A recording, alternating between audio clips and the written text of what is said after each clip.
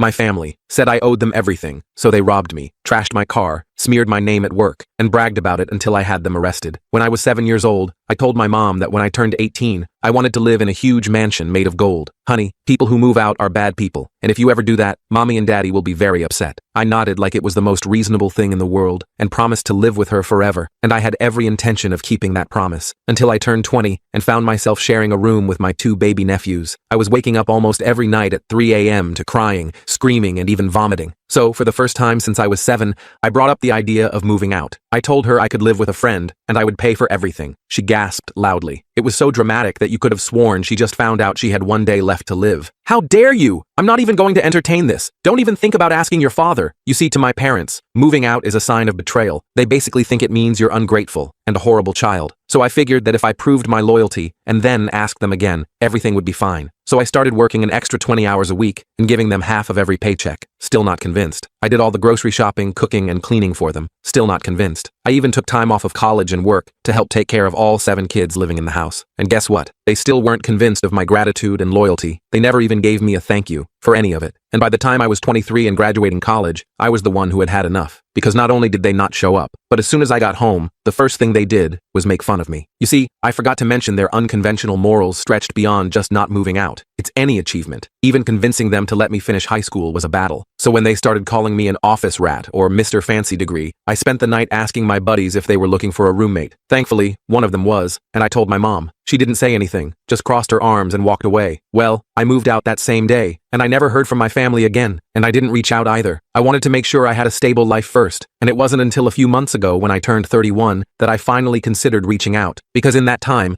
I had gotten an extremely beautiful and amazing fiancé, a nice car, and a very solid career, which meant I had enough money to not only pay off my parents' mortgage, but also to help contribute to a new house for them and the kids. As I wrote out the check for $200K, I felt a sense of pride, because I was finally able to give back to my family, show them how much I love them, and that's when I did something extremely crazy and reckless. I invited my entire family over for dinner. It was via email, and was the first time we had spoken in 8 years. My mom replied almost instantly, and said they'd all be attending. My heart jumped. I really thought this was going to be the moment our relationship is rebuilt. In the days leading up to it, I did everything I could to make sure it was perfect. I planned on cooking 3 homemade recipes, and even set up a little play area for the little ones. I didn't want to get my hopes too high, but as I set up, I couldn't stop fantasizing about what they might say. We loved you all along. We missed you so much, were all things I longed to hear. So when the moment finally came, and they were at my doorstep, me and my fiancée, Ella, happily welcomed them inside. My 2 nephews came, along with my 4 nieces, 3 aunts, uncle, and my parents. Aside from some small talk, the house was pretty much silent for a while. I felt so awkward that I broke the silence by taking out the fat check and handing it to them. This is for your mortgage, and some extra to help you in the future. Oh wow, my mom was the first to speak. So you think you can just abandon your family and come back with some money like nothing ever happened? I felt that familiar pain again, like a wound being poked. I'm sorry, Mom. Sorry? This time it was my dad who interrupted. Oh yeah, I'm the most ungrateful and worthless piece of crap, but hey, at least I'm sorry. He said it in a sarcastic tone to mock me. I swear I was about to start crying, but then my mom chimed back in to change the topic. She pointed to Ella before saying, I hope you're not actually with this sorry excuse for a woman. I stared at the check in my mother's hand. The smell of the freshly cooked dinners hit my nostrils. Suddenly, all my sadness and guilt was replaced with a deep, unearthing rage. I grabbed Ella's hand, shoved the adults out of the way and walked out. We got in the car and drove around the corner. Ella wasn't upset either. In fact, she was just as angry as me. We didn't say much, but she knew I was done with them. It had been building for years. Today was just the breaking point, my reality check. I knew I couldn't ignore it, that I had to do something. I couldn't finish the story in this short video, but it gets intense. They're still in our apartment, Ella finally said, checking her phone. Your mom's texting me now. She showed me the screen. My mom had somehow got Ella's number and was sending a barrage of messages, each one nastier than the last. I called Michael, explained the situation, and he offered to let us crash at his place for the night. We stopped at a convenience store for toothbrushes and drove to his apartment across town. The whole time, my phone was blowing up with texts and calls from various family members. When we got to Michael's, I finally looked at the messages. My mom was demanding I come back immediately. My dad was threatening to take what they were owed from our apartment if I didn't return. My aunt was calling me selfish and ungrateful. They were all acting like I was the villain in this story. I turned off my phone and tried to sleep on Michael's couch, with Ella curled up beside me. Around 3 a.m., Michael's neighbor knocked on the door. He looked concerned. Hey man, aren't you staying in building 1400? I just drove past and there were people carrying stuff out to a truck. I sat bolt upright. They were robbing us. My own family was robbing our apartment. Michael offered to drive us back, but I was worried about confrontation turning violent. Instead, I called the non-emergency police line. I explained the situation calmly. Unauthorized people were removing items from my residence. I didn't mention they were family. We arrived back at our apartment complex just as a patrol car pulled up. I could see my parents' old minivan and my uncle's pickup truck parked out front, both loaded with what looked like our electronics and Ella's art collection. My dad was carrying our TV down the stairs when he spotted me. For a split second, I saw something I'd never seen on his face before. Shame. Then it was gone, replaced by the familiar scowl. "There he is, officer," my mom shouted from behind him. "Our son who stole our money and is now trying to get us arrested." The police officer looked between us, clearly trying to piece together a messy family situation. "Sir, is this your residence?" he asked me. "Yes, it is. I have ID with this address, and the lease is in my name." I pulled out my wallet. While the officer was checking my ID, my mom stormed up to me. "You ungrateful child. After everything we've done for you, we raised you, fed you, clothed you, and this is how you repay us." Ella stepped forward. "Ma'am, you're currently stealing from our home. I don't think you're in a position to talk about gratitude." My mom turned her rage on Ella. You're the reason he abandoned his family. You've poisoned him against us." I stood between them. "Ella and I have been together 4 years. I left home 8 years ago because you made it impossible to stay. This has nothing to do with her." The officer had heard enough. "All right, I need everyone to calm down. Sir, since this is your residence, do you want to press charges for theft?" I looked at my family, the people who were supposed to love me unconditionally, but instead had tried to take everything from me. Again, part of me wanted to say yes, to watch them face consequences for once in their lives, but another part knew that would just feed into their narrative of me being the villain. I looked at the officer, then back at my family. My dad still had our TV halfway down the stairs. My mom was glaring at me with pure hatred. My aunts and uncle were frantically trying to shove more of our stuff into their vehicles, and my nephews and nieces were watching it all with wide eyes, their innocent faces reflecting confusion and fear. These kids were learning that this behavior was normal, that family meant taking what you wanted regardless of boundaries or respect. The thought broke my heart. "No," I finally said to the officer, my voice steadier than I expected. "I don't want to press charges, but I do want my property returned and for them to leave." The officer nodded, his expression professional but sympathetic. "You heard him. Put everything back where you found it and then vacate the premises." Immediately, my family erupted in protests. My dad nearly dropped the TV in his anger, fumbling with the bulky screen as his face turned an alarming shade of red. "This isn't over," my mom screamed as they reluctantly started carrying things back upstairs, her voice echoing through the stairwell. "That money is ours. You owe us. After everything we've done for you." It took almost an hour for them to return everything to our apartment, each item placed back with aggressive resentment. The officer stayed the whole time, bless him, standing vigilantly by the door with his arms crossed. When they finally left, he suggested we change our locks immediately. He also recommended we document all our belongings in case they tried something like this again, his years of experience clearly telling him this wasn't the end of the conflict. As soon as the last family member drove away, tires screeching in protest, I collapsed onto our couch, emotionally drained. Ella sat beside me, taking my hand in hers, her touch grounding me in reality. "I'm sorry," I whispered, my voice barely audible. "I'm sorry I put you through this. You didn't sign up for this level of crazy." Ella apretó mi mano, sus ojos reflejando fuerza y compasión. "This isn't your fault. None of this is. But we need to protect ourselves now." I nodded, still trying to process everything that had happened in the past few hours. "They took the check," I realized suddenly, sitting upright. "My mom never gave it back. I saw her stuff it in her purse." "Can you cancel it?" Ella asked, already reaching for her phone. I called my bank immediately, explaining the situation as calmly as I could. Thankfully, they put a stop payment on the check right away. The customer service rep even waived the $30 fee after hearing what happened, her voice softening with sympathy. Small mercies, I guess. We spent the rest of the night taking photos of our belongings and changing all our passwords on every account we could think of. I even called our property manager to get permission to change the locks first thing in the morning, explaining briefly about the family emergency. Ella was amazing through it all, staying calm and focused when I felt like I was falling apart, methodically documenting everything we owned while I made calls. The next morning,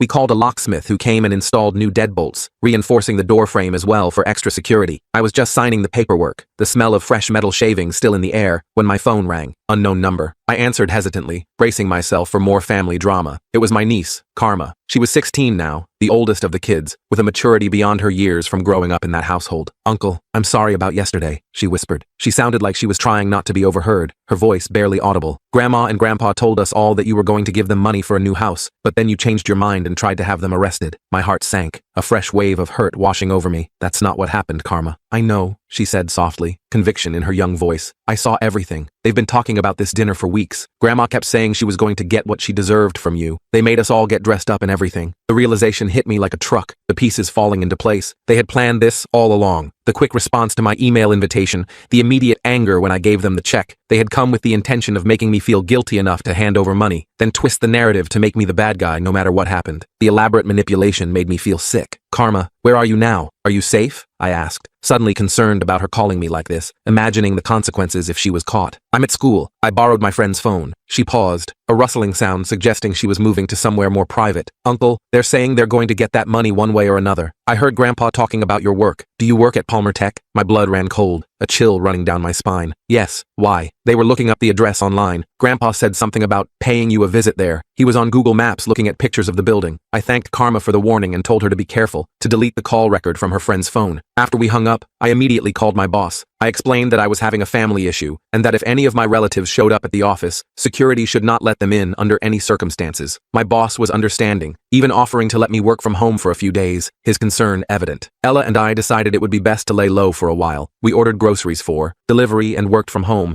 creating a temporary fortress. I was constantly checking the parking lot from our window, half expecting to see my parents' minivan appear at any moment, jumping at every car door that slammed. 3 days passed without incident. I was starting to think maybe Karma had misunderstood, or maybe my parents had just been making empty threats in the heat of the moment. Then Thursday morning, I got a call from HR. Mr. Thomas, we've received some concerning communications about you, said Jessica, the HR director, her normally cheerful voice strained. Would you be able to come in for a meeting today? My stomach dropped, acid rising in my throat. What kind of communications? Jessica hesitated, choosing her words carefully. I'd rather discuss this in person. How's 2 p.m.? I agreed to the meeting, then immediately called my boss, Joseph. He picked up on the first ring. I was just about to call you, he said, sounding stressed. Your parents have been emailing everyone in the company. They're claiming you stole money from them and that you're unstable. They sent screenshots of texts supposedly from you threatening them. It's getting pretty ugly. What? Those are fake. I never sent any threats, I insisted, panic rising in my throat, my hands beginning to shake. I know, Joseph said quickly. Look, HR has to follow protocol here, but I've got your back. Just come in, explain the situation calmly, and bring any evidence you have that these people are, well, crazy? I suggested, a hysterical laugh threatening to escape. Your words, not mine, Joseph replied, but I could hear the sympathy in his voice. I spent the next hour gathering evidence, the police report from when my family tried to rob us, screenshots of the threatening texts they had sent me, and even pulled up my bank statement showing the stopped check for $200,000 that I had tried to give them. I organized everything meticulously, determined to protect my professional reputation. Ella drove me to the office since I was too nervous to drive myself, my legs feeling like jelly. Want me to come in with you? She asked as we pulled into the parking lot, squeezing my knee reassuringly. No, I need to handle this myself, I said, trying to sound more confident than I felt, straightening my tie nervously. But thank you. I walked into the HR meeting room at exactly 2 p.m., clutching my folder of evidence. Jessica was there, along with Joseph and someone from legal, a woman I recognized but couldn't name. They had a folder of printouts in front of them, looking solemn. Thank you for coming in, Jessica began formally. We've received multiple emails from people claiming to be your parents. They've made some serious allegations against you, including theft and threatening behavior. As I'm sure you understand, we have to address these claims. I took a deep breath, centering myself. I understand, and I appreciate you giving me the chance to address this. My parents and I have a complicated relationship. I recently offered them financial help, which they took, but then became angry when I wouldn't give them more. Now they're retaliating. Let me show you what actually happened. I went through the entire story, showing them my evidence as I went. They listened attentively, occasionally asking clarifying questions, their expressions shifting from concern to understanding. When I finished, there was a long silence, the tension in the room palpable. Well, Jessica finally said, exchanging glances with the others, this is certainly a unique situation, but based on your performance history and the evidence you've provided, we have no reason to doubt your account. Relief washed over me, my shoulders dropping several inches. Thank you. That said, she continued, straightening a paperclip on the table, we need to address the ongoing disruption. These emails are flooding our inboxes and affecting business operations. The legal representative spoke up, her voice crisp and professional. We can send a cease and desist letter to your parents, making it clear that continuing to contact the company will result in legal action. This would come from the company, not from you personally. I nodded gratefully. I think that would be best. Joseph clapped me on the shoulder as we left the meeting, the gesture supportive and reassuring. Don't worry about this affecting your position here. We all have family drama sometimes, though yours is, he trailed off, searching for a diplomatic word. A complete nightmare? I suggested, managing a weak smile. He laughed. Something like that. I thought that would be the end of it. The company sent the cease and desist letter, and the emails stopped abruptly. Ella and I started to relax a little, the constant tension beginning to ease. We even went out for dinner one night, our first time leaving the apartment together in over a week, enjoying a quiet meal at our favorite Italian place. That was when things got even worse. When we got home from dinner, our apartment door was ajar, a sliver of darkness visible through the gap. My heart sank as I pushed it open, instinctively moving Ella behind me. The place had been ransacked, drawers pulled out, furniture overturned, everything of value gone, laptops, jewelry, Ella's art collection that she'd spent years curating, even our expensive coffee maker. "Oh my God," Ella whispered, stepping gingerly over the mess on the floor, broken glass crunching under her shoes. I immediately called the police, my voice shaking as I explained the situation. While we waited for them to arrive, I checked our bedroom. The mattress had been slashed open, clothes strewn everywhere like confetti. But the worst discovery was on our bathroom mirror, written in what looked like Ella's favorite red lipstick, "You owe us everything." The police arrived quickly, 2 officers carefully documenting the scene. As I was explaining what happened, one of the officers got a call on his radio. He stepped aside to take it, then returned with a grim expression, his partner looking equally concerned. "Sir, was your vehicle a 2019 blue Honda Civic?" he asked, notepad poised. My stomach dropped. "Yes. Why?" "It's been found abandoned about 3 miles from here. Looks like it was deliberately crashed into a tree. The front end is completely smashed in." I felt like I might throw up, bile rising in my throat. They had stolen our car keys from the apartment and destroyed my car out of pure spite, a final act of vengeful destruction. The officer continued, "We've got officers on scene there as well. The vehicle's pretty damaged, but they found something interesting. There's a receipt in the car from a pawn shop dated today, about an hour before you called us." It didn't take long for the police to visit the pawn shop and confirm my suspicions. My parents, uncle, and one aunt had sold most of our valuables there, caught clearly on camera. The security camera footage showed them clear as day, my father even smiling as he pocketed the cash. Between the break-in, car theft, and pawn shop evidence, the police had enough to arrest them for felony charges, but they couldn't find them. My family had apparently skipped town right after pawning our stuff, vanishing like smoke. The next few days were a blur of insurance claims, police reports, and trying to piece our lives back together. Our renter's insurance covered most of the stolen items, but the emotional damage was harder to quantify. Ella was jumpy every time she heard a noise in the hallway, her eyes constantly darting to the door. I couldn't sleep for more than an hour without waking up in a panic, drenched in sweat. A week after the break-in, I got a text from Karma again. "Grandparents staying at Uncle Robert's cabin upstate. They're bragging about what they did. I'm scared." I immediately forwarded the message to the detective handling our case. Within hours, they had dispatched officers to the cabin and arrested my parents, aunt, and uncle. The relief I felt was overwhelming, but short-lived, because now came the hard part, deciding whether to press charges against my own family. The detective explained that with the evidence they had, my family was looking at serious jail time. Part of me wanted that, wanted them to finally face consequences for their actions, but another part of me thought about the kids, especially Karma. What would happen to them if all the adults went to prison? I spent a sleepless night weighing my options, staring at the ceiling as Ella slept fitfully beside me. In the morning, I called the detective. My decision made. "I want to press charges," I said firmly, "but I'm concerned about the children in the household." The detective assured me they would coordinate with Child Protective Services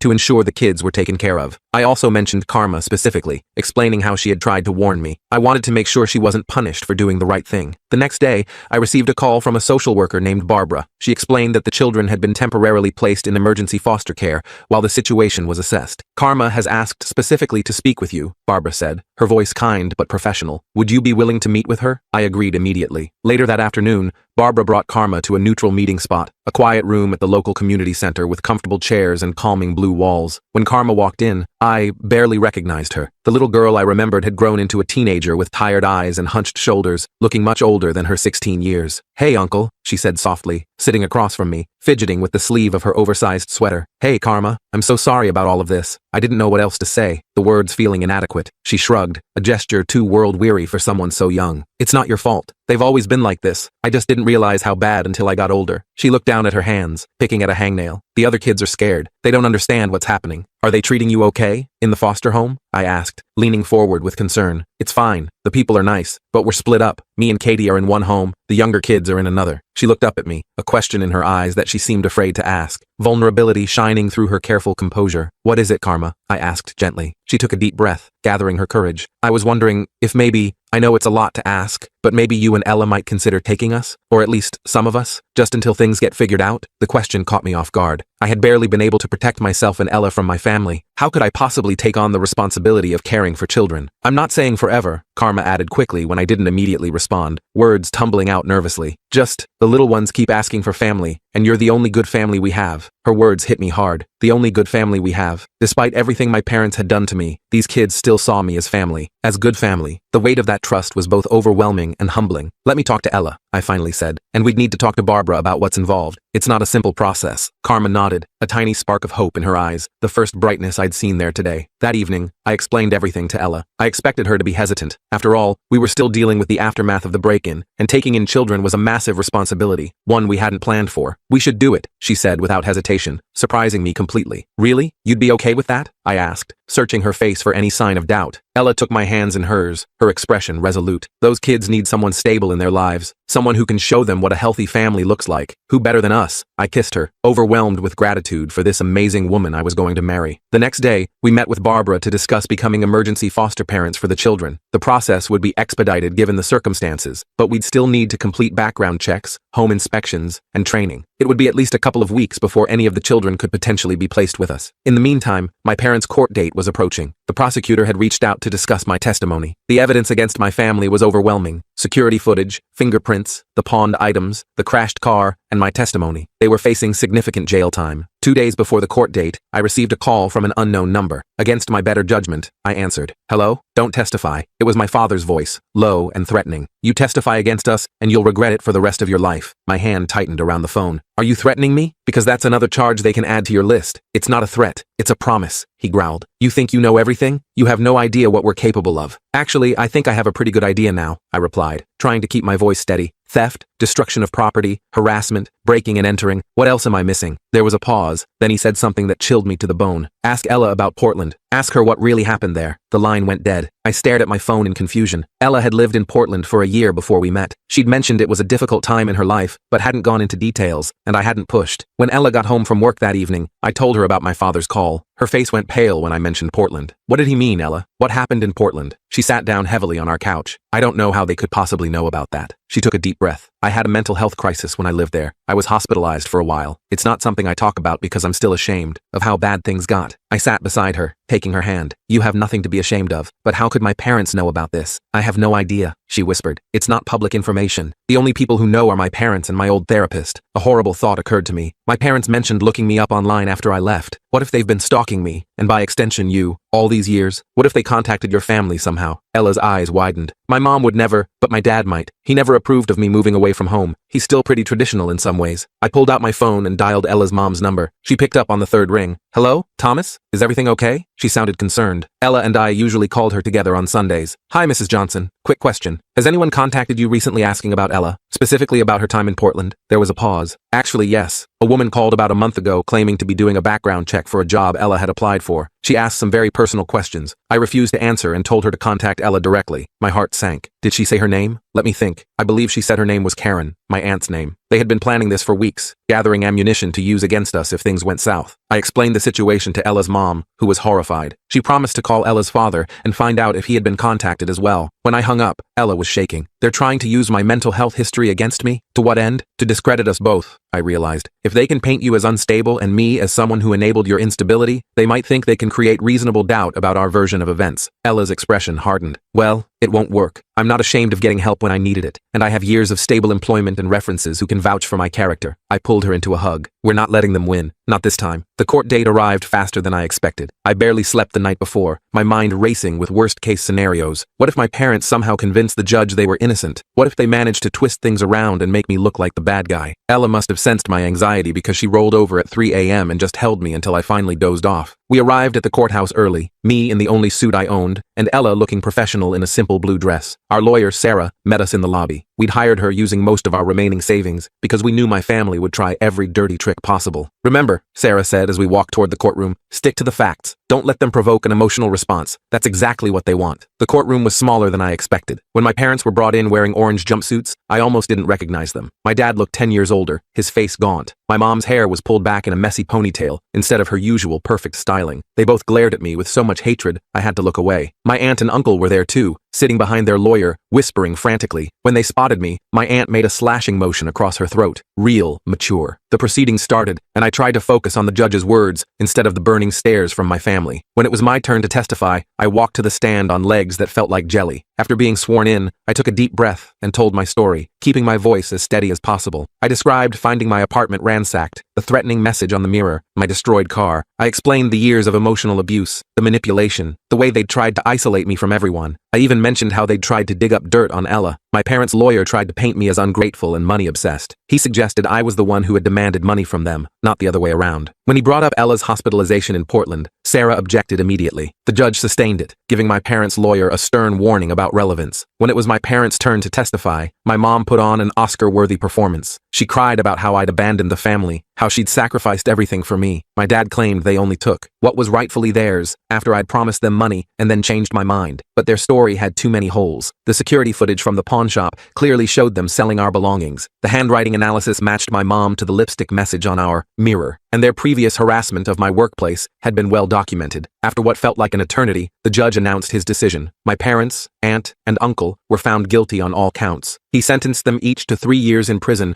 with the possibility of parole after 18 months. They were also ordered to pay restitution for everything they'd stolen and damaged. My mom screamed when the sentence was read, lunging toward me until the bailiff restrained her. "This is your fault," she shrieked as they led her away. "You've ruined this family." I sat there frozen until the courtroom had cleared out. Ella apretó mi mano, trayéndome de vuelta a la realidad. "It's over," she whispered. But it wasn't quite over. We still had the kids to think about. The next few weeks were a whirlwind of paperwork, home inspections, and foster parent classes. We moved to a larger apartment with 3 bedrooms and started preparing for the children. Karma would come first, then hopefully the younger ones once we got settled. Barbara, the social worker, was amazing through the whole process. She fast-tracked our application and helped us navigate the complex system. When she told us we'd been approved to take Karma, I nearly cried with relief. The day Karma moved in was both terrifying and wonderful. She didn't have much, just 2 duffel bags of clothes and a backpack with some books. When she walked into her new room, which Ella had painted light purple and decorated with fairy lights, she just stood there staring. "Is it okay?" I asked nervously. "We can change it if you don't like it." Karma turned to us, her eyes watery. "No one's ever given me my own room before." Those first few weeks weren't easy. Karma had nightmares almost every night. She was jumpy around loud noises and apologized constantly for the smallest things, taking too long in the bathroom, eating too much at dinner, leaving a cup on the coffee table. It broke my heart to see how conditioned she was to expect punishment for normal human needs. Ella was incredible with her. She showed infinite patience, gently reassuring Karma that she wasn't in trouble, that she was safe here. Slowly, Karma started to relax. She even smiled occasionally, a small, hesitant thing that lit up her whole face. A month after Karma moved in, Barbara called with good news. They were ready to place 2 more children with us, Katie, who was 10, and Mason, who was 7. The youngest 2 would remain in their current foster home for now, as they were doing well there and had bonded with the family. Katie and Mason arrived on a rainy Sunday afternoon. Katie was serious and watchful, her eyes constantly scanning for threats. Mason hid behind her at first, peeking out occasionally with curious eyes, but by dinner time, he was chattering away about dinosaurs, his earlier shyness forgotten. That night, after the kids were asleep, or pretending to be, I could hear Katie whispering to Mason through the wall. Ella and I collapsed onto our bed, exhausted but happy. "We're really doing this," I said, staring at the ceiling in disbelief. Ella se apoyó en un codo. "Do you regret it?" I thought about dinner earlier, how Karma had helped set the table without being asked, how Katie had carefully cut Mason's chicken into bite-sized pieces, how Mason had declared my mediocre spaghetti the bestest ever. I thought about the thank you note Katie had shyly handed me, written in careful block letters. "Not for a second," I answered honestly. The months passed in a blur of school runs, homework help, and doctor appointments. There were difficult days, like when Mason had a complete meltdown in the grocery store, or when Katie refused to speak for 3 days after a phone call with a social worker. But there were amazing moments too. Karma getting an A on her history project, Mason losing his first tooth, Katie finally calling our apartment home. 6 months after the kids moved in, we received a notice that my parents were eligible for their first parole hearing. The thought of them being released sent me into a panic spiral. What if they came after us again? What if they tried to take the kids? Sarah, our lawyer, helped us file for a permanent restraining order against my entire family. She also connected us with a family court attorney to discuss more permanent custody arrangements for the children. The goal was still family reunification according to the system, but given the circumstances, there was a strong case for terminating my parents' parental rights. The day of the parole hearing arrived. I decided to attend, despite Ella's concerns, leaving her home with the kids. I needed to face my family one more time, to make sure they understood I wasn't backing down. The prison meeting room was cold and sterile. My parents shuffled in wearing handcuffs, looking smaller somehow. My mom's eyes widened when she saw me, a confusing mix of emotions crossing her face. During the hearing, I spoke about my concerns for the children's safety if my parents were released. I described the ongoing therapy the kids needed to deal with the trauma they'd experienced. The parole board listened attentively, taking notes. When it was my parents' turn to speak, my dad went first. He gave a rehearsed-sounding apology, talking about anger management classes he'd taken in prison. But there was no real remorse in his voice, just calculation. My mom was different. She looked directly at me as she spoke. "I've had a lot of time to think in here," she said, her voice hoarse. "I've realized I don't know how to love properly. I never learned it from my own parents. I thought love meant possession, control. I thought if my children left me, it meant they didn't love me." I stared at her, waiting for the manipulation, the guilt trip, but it didn't come. "I'm not asking for forgiveness," she continued. "I don't deserve it, but I want you to know I understand now what I did wrong. And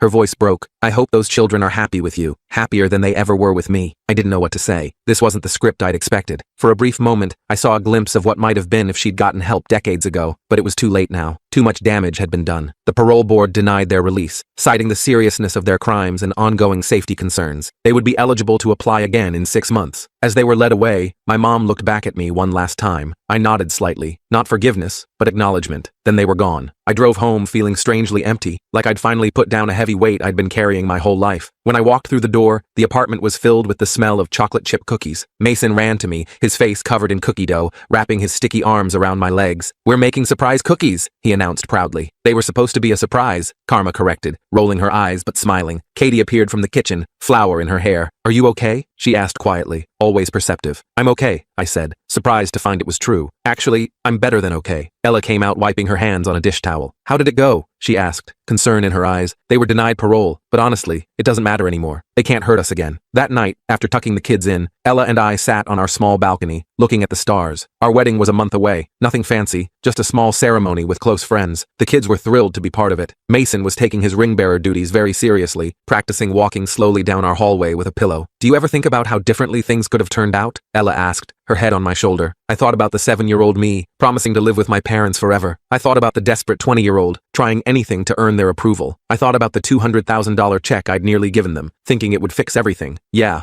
I said, "but then I wouldn't have you. Or the kids. I wouldn't trade this for anything." Ella smiled, taking my hand. Inside, I could hear Karma playing her guitar softly, Katie singing along. Mason had probably snuck out of bed to join them, as he did most nights. It wasn't the gold mansion I dreamed about at 7. It was better. It was home.